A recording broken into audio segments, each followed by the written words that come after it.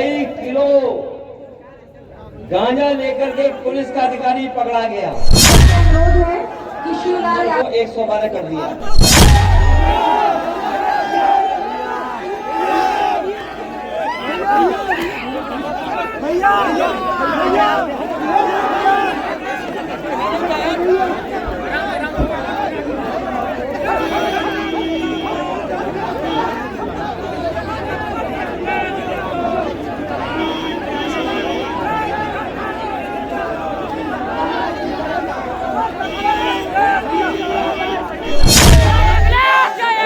नौजवान की जान लेने का काम, और एक दो घटनाएं नहीं है, कम अलोम विलोम कर लेते तो आप पकड़े नहीं जाते। नमस्कार दोस्तों, अभी कुछ समय में ही माननीय अखिलेश यादव जी का यहाँ पे आगमन है, जो कि समाजवादी पार्टी के राष्ट्रीय अध्यक्ष हैं। तो यहाँ पे आके वो संबोधित करेंगे जनता पे। आप देख सकते हैं पीछे चेयर लगे हुए हैं, दुनिया भर के लोग यहाँ पे आएंगे, बैठेंगे, तमाम भीड़ जुटेगी। तो क्या संबोधित करते हैं, अपने भाषण से क्या बताते हैं। इसके पहले भी उनका एक संबोधन हमने सुना, तो उसमें जातिगत जनगणना को लेके कहीं न कहीं और जो वर्तमान सरकार है उस पर उन्होंने टिप्पणी कसी। तो यहाँ पर क्या कहते हैं, और देख सकते हैं पीछे ये दंगल 12 दिवसीय बिरहा दंगल का समापन करेंगे और संबोधित करेंगे जनता को। तो चलिए दिखाते हैं कि अखिलेश जी क्या बोलते हैं। कहीं ना कहीं उनकी पार्टी धीरे धीरे छोटी होती जा रही है सिमट के, तो उनका क्या अगला कदम है और क्या अपने पार्टी के लिए कहते हैं। बने रहेगा हमारे साथ, हमारे चैनल पर पल पल की खबर के लिए। कि हमारा जो आरक्षण होगा वो जाति के हिसाब से होगा, क्योंकि जाति के हिसाब से हम गरीब हैं। ये प्रस्तावना मंडल कमीशन की है। अगर हमारे दलित भाइयों को आरक्षण बाबा साहब ने दिया है, तो ये जो हमारे पिछड़े भाइयों को आरक्षण मिला वो नेताजी और उस समय की जो सरकार थी उसकी वजह से मिला, कोई दूसरी वजह नहीं है।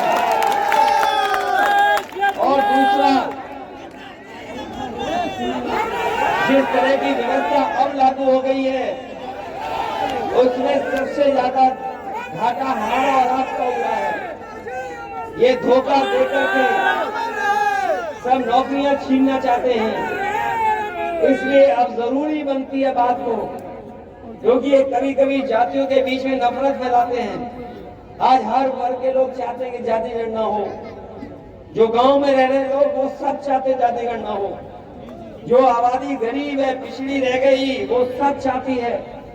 और अभी देश के सुप्रीम कोर्ट के चीफ जस्टिस साहब ने भी कहा कि ये जो आरक्षण व्यवस्था है ये हमारे पिछड़े लोगों को और जो गरीब लोग हैं उनके लिए उम्मीद है, उनके लिए एक आस नजर आती है।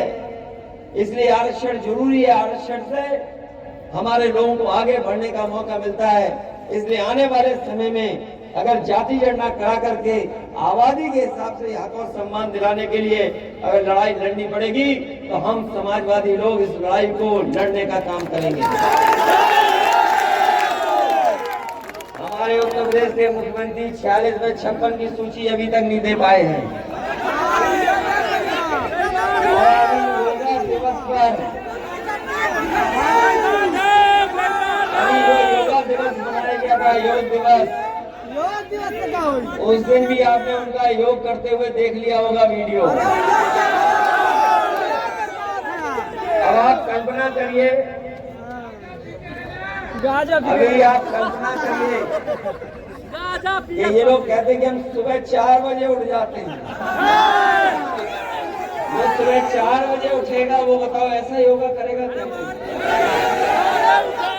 और हमने या आपने या किसी ने तो नहीं कहा था एक टाइम पे खड़े हो जाना। अगर आपको योगी करना था तो कम से कम अलोम विलोम कर लेते तो आप पकड़े नहीं जाते। तो बताओ, योग किया, पूरा देश और दुनिया जान गया।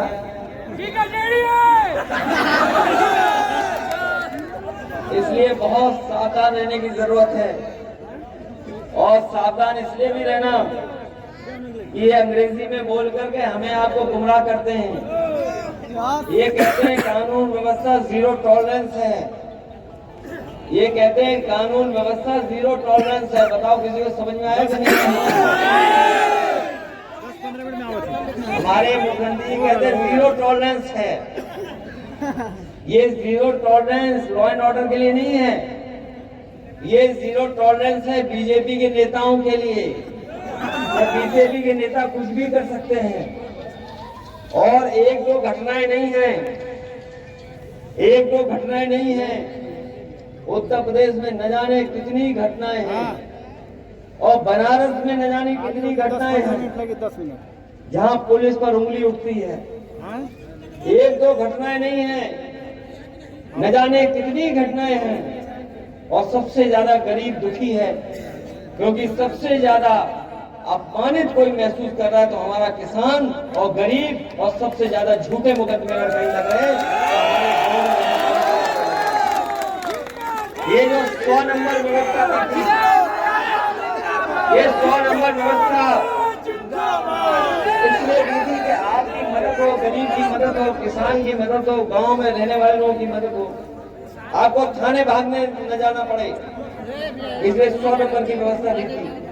और 100 व्यवस्था में आप फोन करते थे, पुलिस आपकी मदद करती थी। लेकिन बीजेपी वालों ने 100 नंबर को 112 कर दिया, 100 को 112 कर दिया।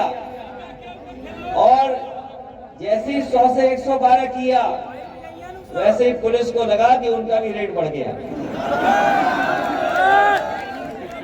बताओ ये है कि नहीं है? और अभी तक तो हम लोग फिल्मों में या अखबारों में पढ़ते ये थे कि पुलिस ने चोर को पकड़ा, पुलिस चोर को पकड़ रही है।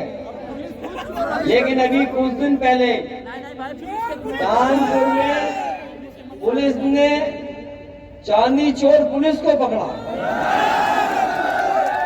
बताओ पुलिस का काम है क्या चांदी चोरी का? अभी कुछ दिन पहले अखबार उठा करके देख लेना, गोरखपुर में कई किलो गांजा लेकर के पुलिस का अधिकारी पकड़ा गया। सवाल ये नहीं है कि पुलिस पकड़ी गई उसे गांजा ले जाते हुए, सवाल ये है कि वो गांजा जा कहां रहा था।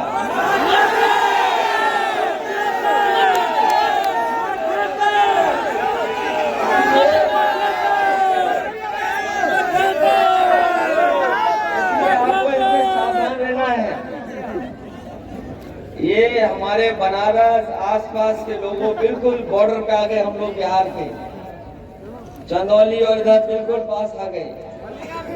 बहुत अन्याय देखा है पुलिस का हमने और आपने। और एक आध घटना नहीं है, बहुत सारी घटनाएं जहां पर हमारे कार्यकर्ताओं को ये अपमानित होना पड़ा है। कई ऐसे गरीब जो दूसरों की सहयोग और मदद करने गए, उन्हें भी जान उनकी चली गई, जान खूनी पड़ गई। आपको पता होगा बनारस में ही क्रिकेट को लेकर के झगड़ा हुआ था और ये बीजेपी और अधिकारियों के इशारे पर उस सौरभ नौजवान की जान लेने का काम किया गया था। ये एक घटना नहीं है। अगर उत्तर प्रदेश में आप घटनाएं निकालोगे, न जाने कितनी घटनाएं निकल रही हैं। इसलिए हम लोगों के पास एक ही रास्ता है, इन्हें हम लोग चुनाव में हराएं। और चुनाव में हराने के लिए हम सबको एक साथ होकर के और सब लोगों का साथ लेकर के ही कामयाब होना पड़ेगा। ये बीजेपी के लोग कुछ भी झूठ फैला सकते हैं, कुछ भी साजिश कर सकते हैं, कुछ भी षड्यंत्र कर सकते हैं। इसलिए आपको सावधान रहना पड़ेगा। इन्हीं शब्दों के साथ मैं अपने सभी साथियों का धन्यवाद देता हूँ, मेरा गायकों को भी धन्यवाद देता हूँ, अपने नौजवानों को, सभी अपने बुजुर्गों का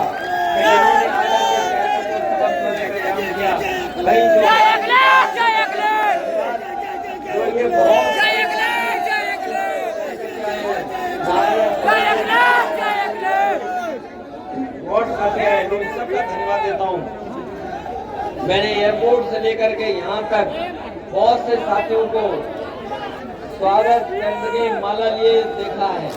आज समय नहीं था इसलिए नहीं मैं रुक पाया, लेकिन हम सभी अपने कार्यकर्ता नेताओं को धन्यवाद देते हैं कि उन्होंने इस कार्यक्रम को सफल बनाया। और मुझे उम्मीद है कि आने वाले समय में जो संघर्ष होने वाला है उसमें आप लोग साथियों की मदद करेंगे। उन्हें वोट दे करके पार्टी को जिताने का काम करेंगे। सबसे अनुरोध है कि शिवलाल यादव जी का एक छोटा सा पर्स कहीं गिर गया है, जिस किसी के भी पास हो उनका आधार कार्ड भी उसमें है। शिवलाल यादव जी हैं, उनका पर्स कहीं गिर गया है, उनका आधार कार्ड भी उसमें है। जिसके पास भी हो वो यहाँ मंच के पास लाने की कृपा करें।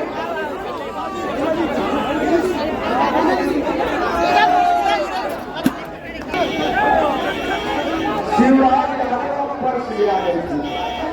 शिवलाल यादव और जिन पार्टी को मिल जाए